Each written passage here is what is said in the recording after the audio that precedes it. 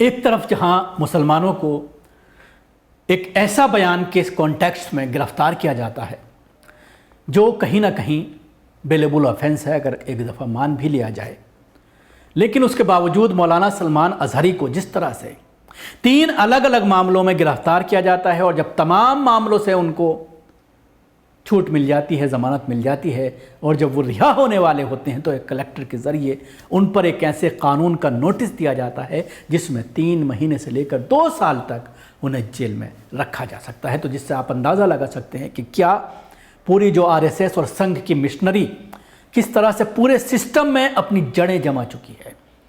और इसकी वजह से चाहे वो प्रशासन हो इलाके का या फिर राजनेता हो या फिर कोर्ट हो, हर जगह पर आरएसएस और संघ की मानसिकता के लोग अपनी जड़ें जमा चुके हैं और मुसलमानों के खिलाफ एक बड़ी साजिश न सिर्फ रची जा चुकी है बल्कि उस पर अमल दरामद किया जा रहा है।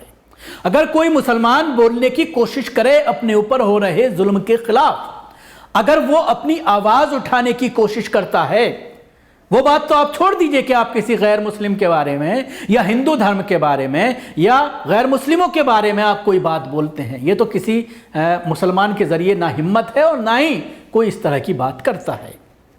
वो अलग बात है कि हिंदूवादी संगठन से जुड़े हुए टी राजा जैसे लोग हाई कोर्ट से इजाजत लेकर के कल मुंबई में आपने देखा किस तरह से मुसलमानों के खिलाफ मंच से जहर उगला जाता है। हाई कोर्ट टी राजा को एक सभा करने की बाकायदा इजाजत देता है महाराष्ट्र का हाई कोर्ट, और उसके बाद इजाजत के बाद खड़े होकर के जिसमें पाबंदी लगाई जाती है कि कोई नफरत भरा भाषण नहीं दिया जाएगा, उन तमाम पाबंदियों को धता बताते हुए, कोर्ट को धता बताते हुए, पुलिस को धता बताते हुए टी राजा और उसके साथी उसके मंच पर जितने भी स्पीकर थे कल, उन्होंने मुसलमानों के खिलाफ जिस तरह से जहर उगला वो तमाम सोशल मीडिया प्लेटफॉर्म पर आप देख सकते हैं। मैं उसको यहां दोहराना नहीं चाहूंगा क्योंकि इस तरह की वीडियो चला करके इन लोगों को और ज्यादा बल मिलता है।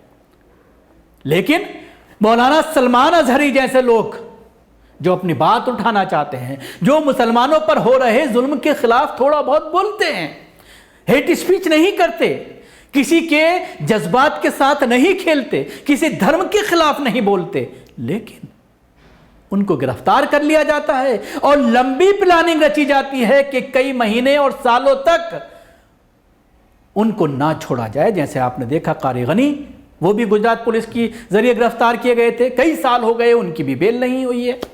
ऐसे ही साजिश मौलाना के साथ रची जा रही है। और आपने देखा जहां एक तरफ मौलाना सलमान अजहरी को बेल होने पर अलग अलग धाराएं लगाकर पुलिस हिरासत में रखा जा रहा है, दूसरी तरफ टी राजा पर हेट स्पीच के सैकड़ों मुकदमे होने के बावजूद कोर्ट से उसे मीरा रोड में रैली के लिए अनुमति दे दी गई। तो सवाल यही खड़ा होता है, ऐसे में अबू आसिम आजमी का एक वीडियो सामने आया है जो ये कह रहे हैं कि ऐसे लोगों को वीडियो बनाएं ताकि कोर्ट में जाकर के कार्रवाई की जा सके। सुनिए क्या कहना है इस पूरे मामले पर समाजवादी पार्टी नेता और एमएलए अबू आसिम आजमी का।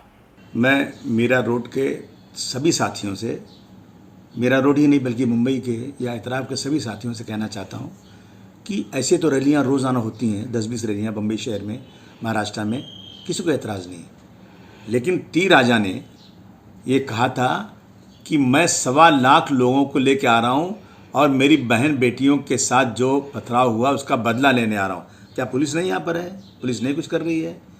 पुलिस बदला नहीं ले सकती? क्या आप आ रहे हैं इसके लिए? और मुल्लाओं में, मुसलमानों में कितना दम है जो मुझे रोक कर दिखाए, इसलिए इसका एतराज़ हो रहा था। मैं गुजारिश करना चाहता हूँ कि उसको कोर्ट ने परमिशन दे दिया है, ठीक है। ये हेट स्पीच में एक चैंपियन माने जाने वाला, नफ़रत फैलाने वाला ये इंसान है। नहीं मालूम किस बेस पे इसको परमिशन मिल गया है।